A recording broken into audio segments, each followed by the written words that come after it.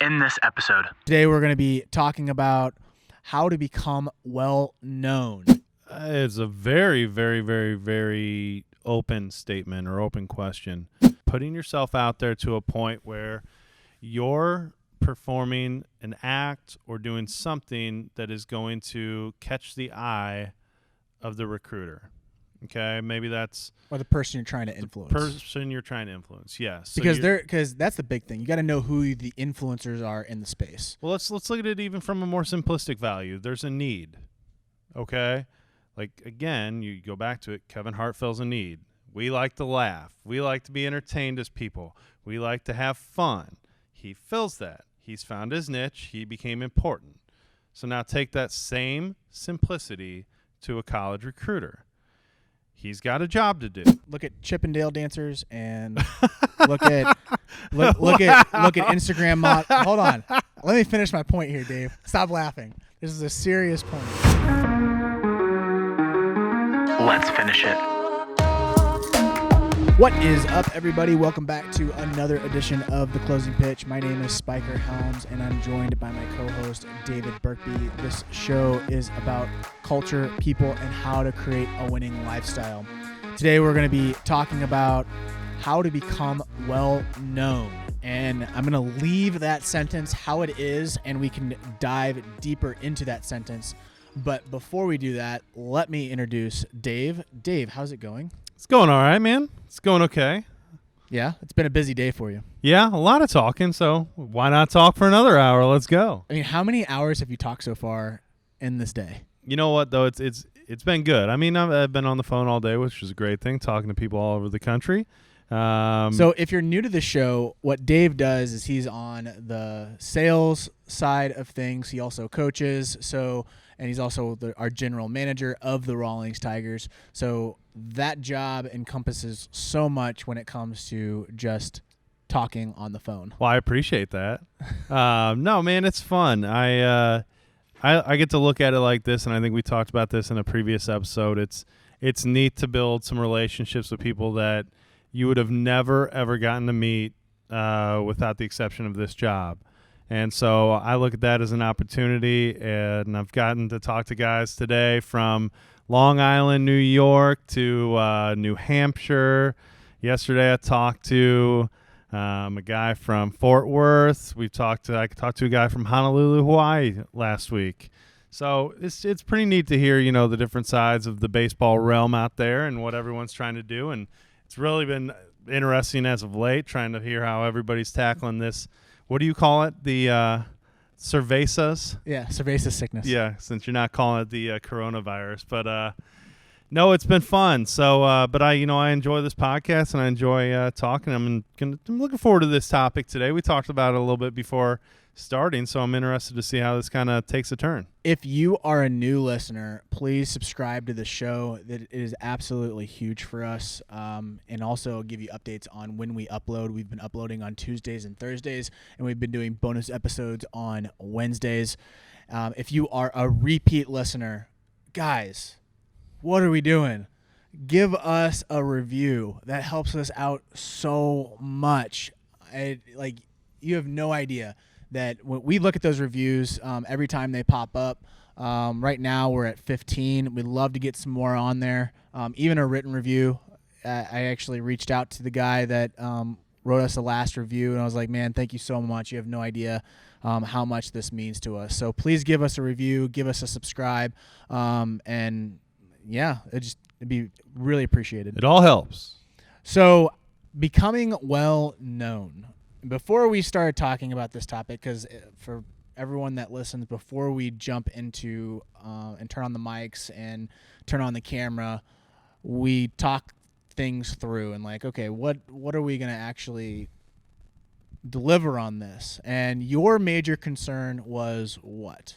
Well, we were talking about it, and the phrase is how to become well known, and immediately where my mind goes is how to become famous. And I'm not sure that's always the right route to go. And you immediately refuted that, and you went into your spiel on what you thought that meant. I think there's different degrees of being well known, and I think everyone desires to, at some degree, to being appreciated and respected. How about how to be important?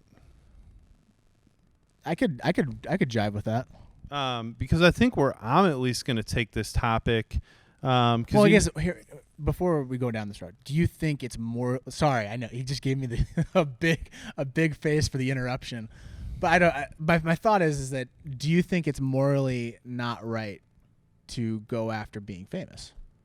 How are you going about it? Would be my question. Like, are you selling yourself to the devil to do it? Are you like, how are you going about it? What are your intentions behind it?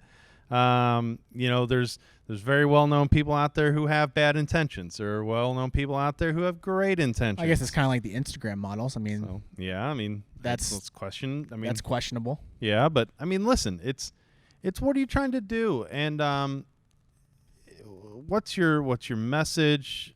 What are you doing it for? Are you ultimately trying to help people? And that doesn't. You can help people a million different ways. Mm-hmm. So I that's how I'm going to choose to take this topic down that road. So the different degrees of being well known, I feel like it goes back to your community. Do I want to be well respected inside of my small community? My friends? Do I want to be more well known at a city type of level? Or do I want to be like the quote unquote right now is TikTok famous? How do I become TikTok famous? That's all you hear about when you go onto that app is like, oh, this is how you go viral and this is how you get followers and everything like that. So I want to tackle it that way. And obviously from being a famous standpoint, I don't have the blueprint to be famous because one, I am not famous. I don't view myself as famous. I view myself as I'm just trying to help people as much as I possibly can inside of my niche, which is baseball.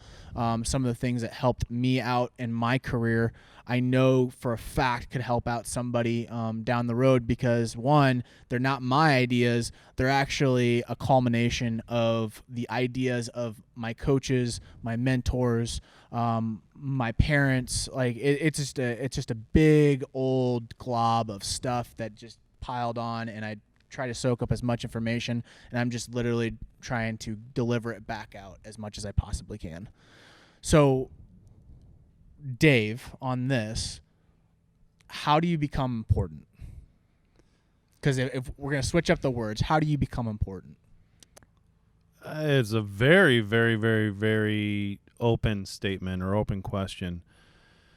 I guess I can only answer that through my own playbook, because I don't want to sound off here like saying I'm important or anything. And trust me, like most people, I don't know, whatever. We're not even going to go down that phrase, but I guess how do you become important is you start off, not everyone's at the pinnacle. Not everyone's at the top. Not everyone is important right off the bat because you have to learn. You have to go through situations. You have to fail. You have to win. You have to fail and fail and fail and win some more. And then all of a sudden, you set a culmination of everything. If you go through life and, you can put this in sports context, you can put this in business context, you can put this in life context, whatever it may be. Let's say you're a young guy. This is just a life context lesson, okay? You always look up to your older people, okay? You always look up to those people because you view them as important. You view them as a source of information. You view them as people who have life experience, and you don't have that yet. And so you're going to them for guidance. You're going to them for advice. You're asking them about this. You're asking them about that. And you view those people as important to you. Mm-hmm. And those people have information. And they have information that you ask and you try to find because you think it's going to better you. Or at the very least is going to answer your curiosity. So it's the same thing in a business context. How are you important? It's when you're going to provide value to that business. Okay, when whatever it is, whatever business you're in, whatever your job is, you're going to provide value. And it's the same thing in baseball. Okay, you're going to, whenever that situation occurs, you're going to help that team succeed. So that's how I view importance, because it's a culmination of growing up from being a young guy or a new guy to a situation. and learning as much as you can, asking as many questions as you can, gathering that experience, failure, win, like I said, to now all of a sudden you become an important factor, an integral factor in the success of whatever that may be. I'm in this social media space, and a lot of the young bucks right now are looking at these big influencers. Logan Paul, the Paul brothers, David Dobrik, Addison Rae, who's on TikTok. And these are young people that are just absolutely crushing it on social media. And the big thing is that they want to be famous and they want to be well known. And my thought always is that that's a double-edged sword. Famous and being well known versus importance, like how you phrased it, which in all grand scheme of things, I would rather be important to a group of people than being famous. And here's why. If I'm famous, I'm providing some type of value, whether that's entertainment, education, or anything like that. Yeah, there's a reason why people know you. Yep. But I think you have to kind of look at yourself as like, if I become famous for this one thing, am I going to be proud of that? Am I going to be like, I mean, if you want to be famous and you're a girl, there's a real easy way to become famous. If you are a guy, there's a real easy way to become famous. Now, is that something that you want to live with? Well, rather than being important, which is providing value, being educational, providing entertainment that is like a comedian. That type of famous is something that a lot of people, like when you see it, it's special. Like Kevin Hart. Yeah. That guy fills up the room. Yeah. The Rock. That dude is awesome. That guy is totally cool. Now, would I want to be like the Logan brothers, the Paul brothers? I don't know. I don't think I would want to be that because, yes, they provide a sense of entertainment, but at the same time, I don't know if I could live with myself how they interact on an everyday basis. They're super smart people. They are very, very smart on how they tackle the media and how they tackle social media. But I don't know if I'd want to be that.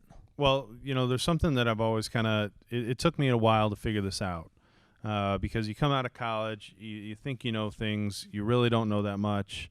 You start working, and I'm talking at my post-athletic career life, and you just start going through things, and you start to kind of make up a mindset of what you're really doing it for, okay? And by no stretch of the imagination did I ever see what we're doing now being my career path. I never knew that. Never knew we'd be doing a podcast. Never knew we'd be, at the spot we're in with a club that has, well over 2,000 players in it, et cetera, nationwide. So I guess you can say from a certain standpoint, people do listen, okay? And obviously, I've taught a lot of players over the years. I've coached a lot of players over the years. I've talked to a lot of parents over the years. I've talked to however many people have listened to this and video, whatever. What I've always kind of gone back to, no matter what I'm doing, is if I'm doing it from a stance of I'm trying to help, then I can't go wrong with it. That's always been my stance. Maybe I don't, maybe the content's changed, maybe the information has changed over the years because I've adapted, I've learned, and I'm always going to keep learning as I preach my players. Okay, you got to do it. But as long as, I guess, if you are that pseudo-called important person in your business, in your life, in your family, whatever, as long as whatever you're doing, you have the correct intentions behind it, and you're just trying to help. Whatever that's in, like you mentioned, Kevin Hart, he's bringing laughter, he's bringing entertainment, he's bringing that fun. He's able to go across so many different audiences, from young to old, to different ethnicities. Where like the Paul brothers, they are catered to the younger crowd. If an older person like a mom or a dad watch them, there's only a certain amount of people that would actually watch the Paul brothers. Well, and I think it also goes back to the niche. And you're probably wondering, okay, how does this all tie in? And my thought is that we deal with recruiting on a constant basis. Yeah. Players need to be known if they want to play college baseball. They need to be inside that network of college coaches. They need to be talked about. They need to be they need to have at least their name to be seen so that the coach can actually make a decision like, oh yeah, that guy's pretty good. or that guy is he's not my level, but I could probably get him somewhere else. That's the big thing. And this, you can span this across different industries. Whatever industry you're in or whatever niche you're in, if you want to reach a goal or a pinnacle, you have to be known to some degree, which goes back to the importance factor, not the famous factor. I want to be important. I want to be known on that scale rather than famous factor. Because you could be famous for something completely stupid, which is like, remember that guy who ran into the fence and flipped on his back and his pants fell down? Now that's famous. I wouldn't want to be that guy, but I would want to be respected and known for my skill set. So I guess if you're going to take it down that route, it goes back to, I'll tie this all together. It goes back to the value thing, but it starts with a door opener. It starts with having something that's going to catch the attention. Okay, it's putting yourself out there to a point where you're performing an act or doing something that is going to catch the eye of the recruiter. Okay, maybe that's or the person you're trying to influence. Yes. So because that's the big thing. You got to know who the influencers are in the space. Well, let's look at it even from a more simplistic value. There's a need. Okay, like again, you go back to it. Kevin Hart fills a need. We like to laugh. We like to be entertained as people. We like to have fun. He fills that. He's found his niche. He became important. So now take that same simplicity to a college recruiter. He's got a job to do. Okay? His job entails that he fills a team that's going to win and succeed, because if he wins and succeeds, he not only gets to keep his job, he probably gets a better job.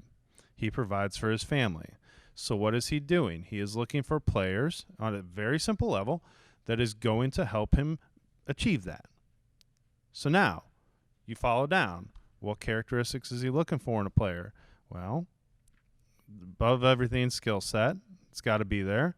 But then he's looking for smaller things. He's looking for character, things about that player that's going to make him become a leader, about whatever. So you take all that into consideration. And then you say, how does a player get in front of him?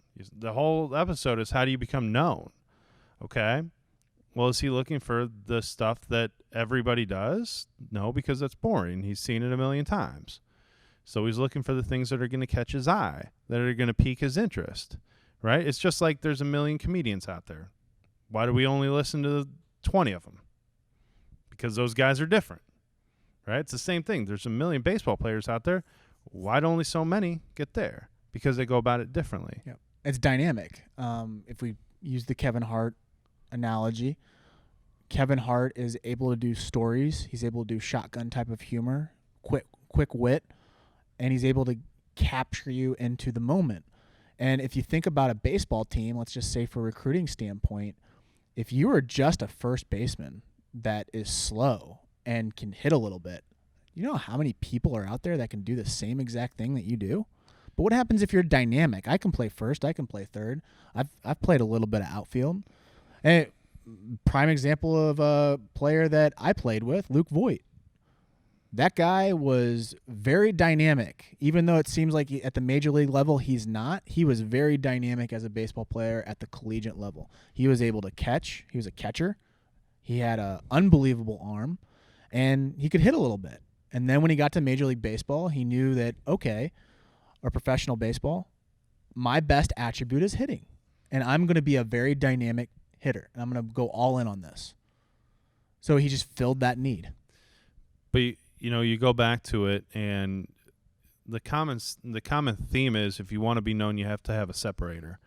You have to have something that's going to make you different than everyone else.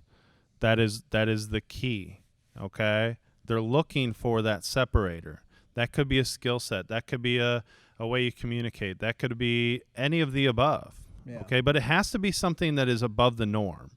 The norm does not get you to become known or important or so-called famous, okay?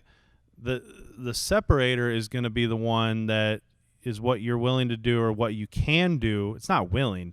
It's what you can do that people can't, okay? That's the same thing from a job standpoint. The guys who get the jobs, the guys who get the raises, the guys who climb the so-called corporate ladder or whatever ladder you may be, or the businesses that grow and grow and grow and grow, or the businesses that are willing to do stuff that other people aren't and can do. Again, it's not willing. It starts with willing, but it's really can. It's can you finish it? Can you become that important? You got to know your skill set. You got to know what you have to bring to the table. And I could tell you right now, when I played college baseball, in junior college, I would look across rosters on Division I baseball teams, and then when I would play with them in the summer, because you're mixed in, I'd be like, how in the heck did that guy get to that school? I'm way better than that guy. But the thing is he separated himself at a certain point when I didn't. And then when I got to that stage, it was literally like a target. I'm gonna beat you. You're on my team. I'm just gonna outwork you because you're a huge target for me. I'm a JUCO guy. You're a Division I guy. That's where I want to go. I'm gonna figure out how to get to the spot that you're at because that's what I want. And to be well known, I knew one trait that I had, which was I am a hard worker. I'm going to outwork you. My best trait was I'm just going to outwork you. I'm going to work on the things that I know is going to work. So that was your separator. Yes. Your separator was that you were willing to go in a place that, from a work ethic standpoint, that others weren't. Yes. And you were going to do it. And then you did it over and over and over and over and over again, which then made you very valuable as a person, as a player. Mm-hmm. And that's when the coach went to you more, right? Yes. Same context out there. For anything else you want. It's the same thing. Knowing what is that one thing or whatever or things that you can do that others can't and going all in on it. If you look at any celebrity, that's what they do basically. They figure out what they're really good at and they just double down on that. And they become dynamic off of it. And then they expand. Yeah. Like, I'm sure when Kevin Hart was first coming up, I'm sure there were some struggles. They were like, man, this joke didn't land. That joke didn't land. What's Seinfeld doing? What's this guy doing? How do I become a little bit better? And then kind of going back through history, through comedy, and figuring out his voice. And if you look at TikTokers, that's the same thing. The ones that are really successful, they build off one of another. And they find their own voice.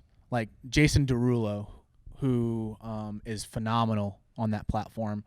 He does a certain thing. He'll mix in some things that other TikTokers do, but he sticks with his thing. He's dynamic in that way. Same thing with Addison Rae.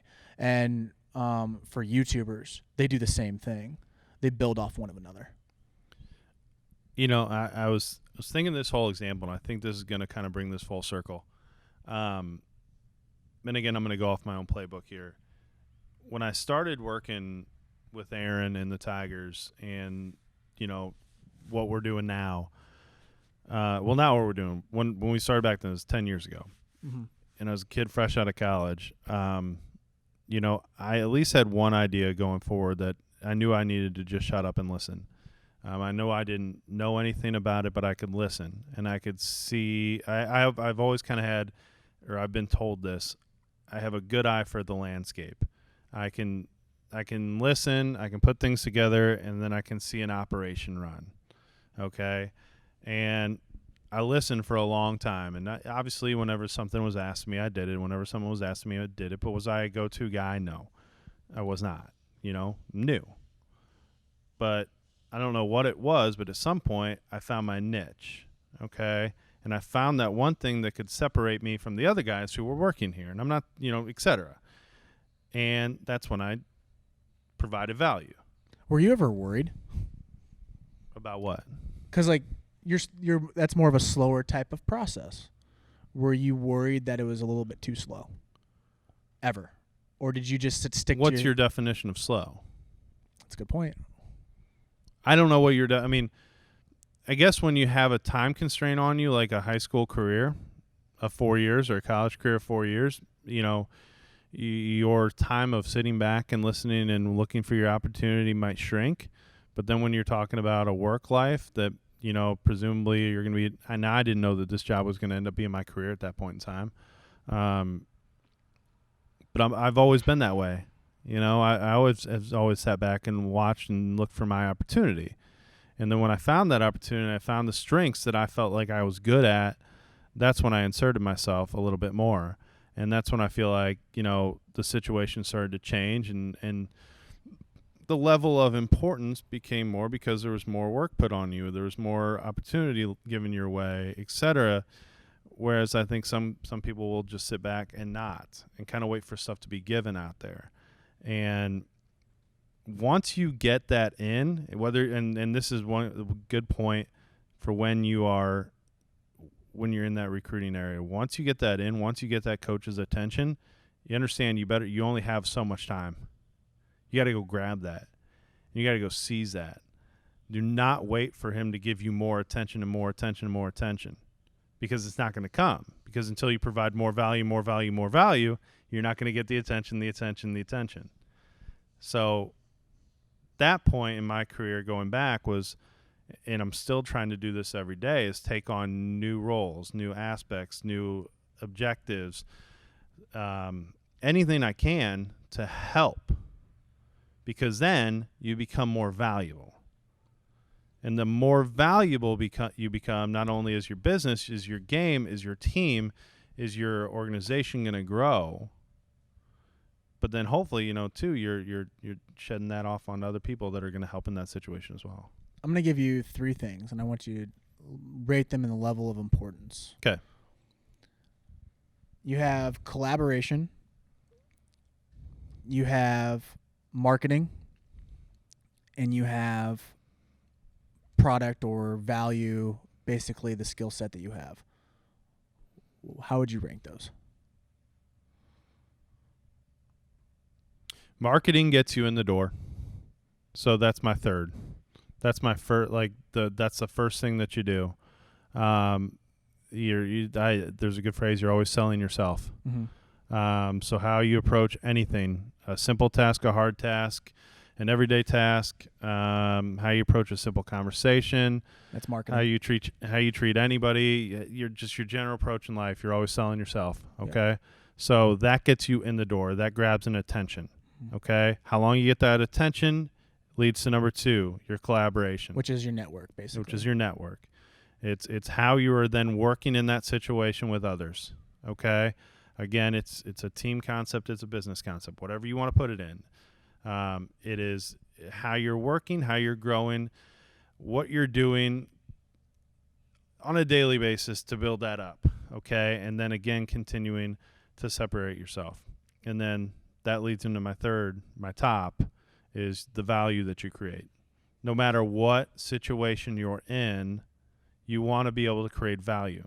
That could be as simple as this. Me and you are having a cup of coffee.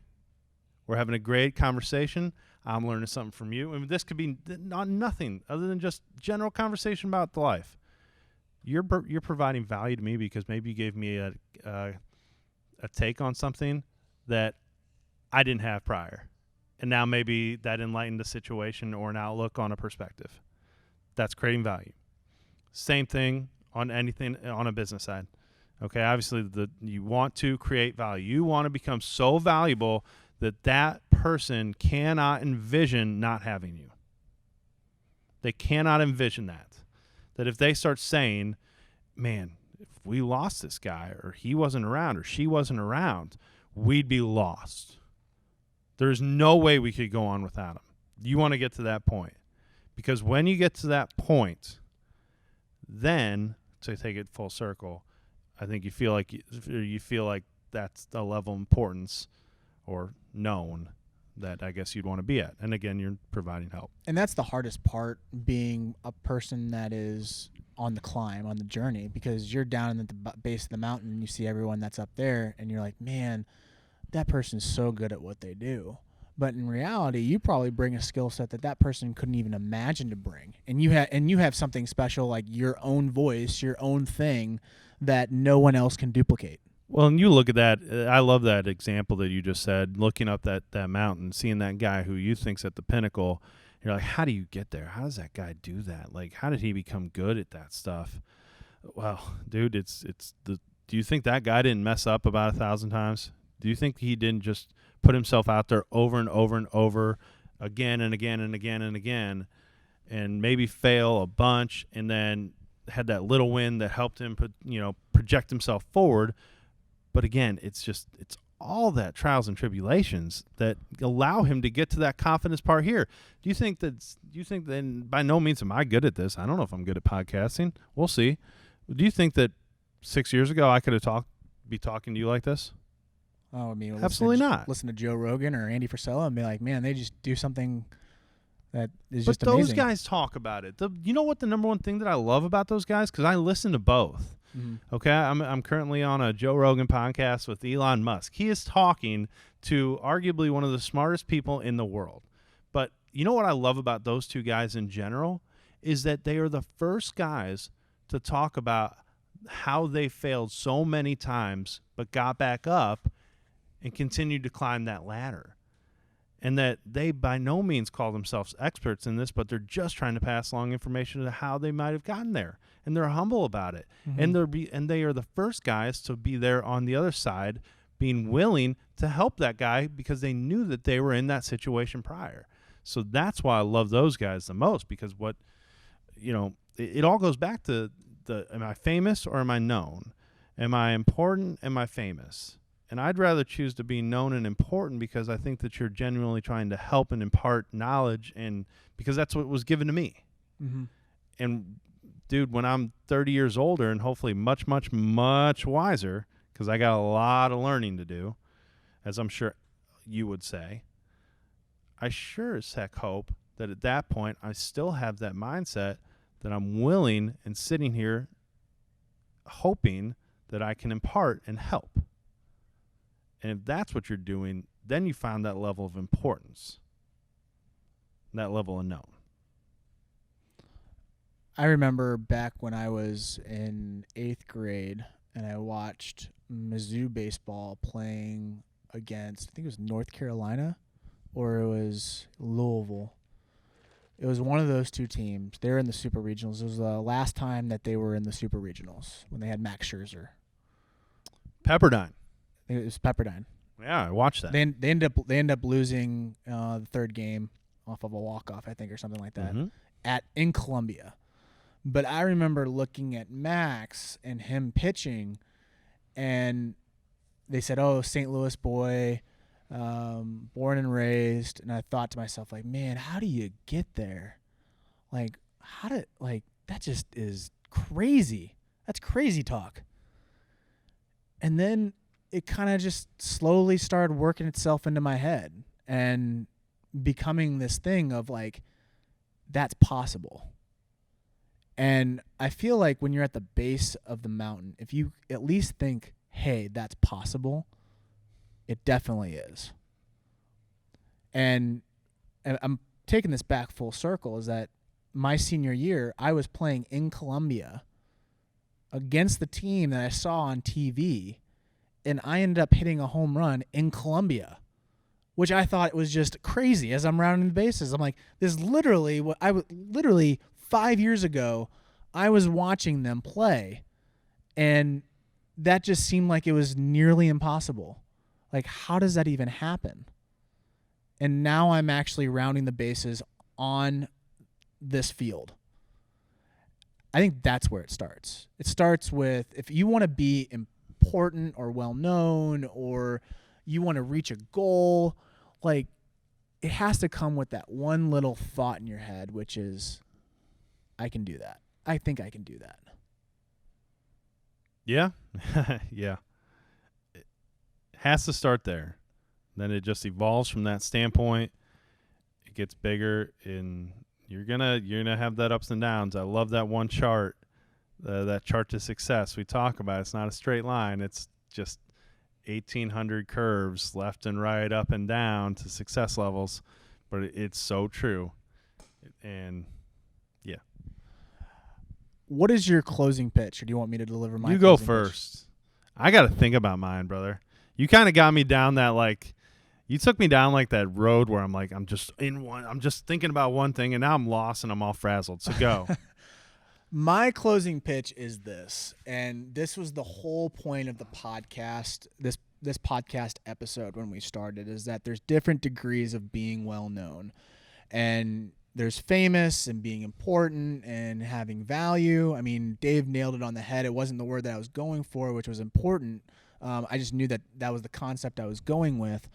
And it's really easy to become famous. I mean, you could see the blueprint right now. Look at girls on Instagram or guys on TikTok or what have you. Like there is a way to become famous fairly easy, but that's not the recommended way. I don't think you'd want it that way. If you have for me, it's I want to educate people. I want to provide value. I'm playing the long run type of game. If I become famous off it, great. I mean, I won't think of myself as famous. It's just not who I am. But I'm going to judge myself off of did I help that person become the thing that they wanted to become, whether that is being really well known on a social platform or being a CEO of a Fortune 500 company. Or was I just a little bit of piece of that? That's kind of how I judge myself. Like, I don't think that it was fully my intention where I'm the sole reason that they got there. I think about it as I want to be well known in that person's mind that, hey, he gave me something here that ended up catapulting me to this level, which I would love for a point where I have like 20 people that ended up going far beyond what I've been able to accomplish here. My closing pitch is being important is the same thing as being valuable. Valuable people have information that you want and that you need because you think that it's going to bring you answers, that answers are going to help you become better in whatever aspect of life you're thinking of. So when you're young, when you're new, search out those people that can become important to you. Ask questions, talk, learn. Try to put yourself in situations that they've been through. If you fail, get back up. Try it again. Go after it again and again and again until you get some of that level of value. And then as you start to grow, always remember, you're still that guy who needs to look forward. There's still people out there that are going to be valuable to you and important to you. And you still need to keep on that train of asking, learning, growing.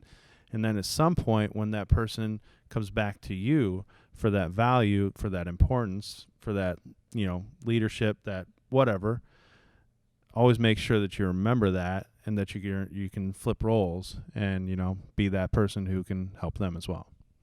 I will say this. I got one more thing is that look at Chippendale dancers and look at Instagram models. Hold on. Let me finish my point here, Dave. Stop laughing. This is a serious point. Or Instagram models. And then look at like Jennifer Lopez or Beyonce or any of those major celebrities that dance. He's still laughing. Can I finish my statement? Go. They are dynamic. Jennifer Lopez, Beyonce, Jay-Z, those people are so dynamic. Fill in the blank, The Rock, Kevin Hart. But the Chippendale dancer or the Instagram model, like, they're only going off of like one thing and one thing only. They're not dynamic by no means. Like, once their body's gone, they're done. They're no longer famous. I think that's the best route to go, is think about being dynamic and having a lot of depth. Yeah. You saved that one. I didn't know where you were going with that. Yeah, I was going to literally destroy the whole episode. We're right at the ending statement, and like Spiker ends up going up. God, I was just like, I went on a deep, like, really well thought out plan. At least I thought I had, and then first words out of your mouth was Chippendales. Like, oh my God, what is going on? Everyone just forgot your closing pitch once I said that. If you forgot Dave's, rewind about 3 minutes. Rewind, listen to Dave's closing pitch, because I know I completely destroyed that with the Chippendales comment. Oh, God, I love this podcast. All right, anyways, guys, if you are a repeat listener, please give us a review. That's huge for us. 5 stars, preferably. You can mention the comments. We never listened to Dave's closing pitch. We listened to Spiker's Chippendale comment.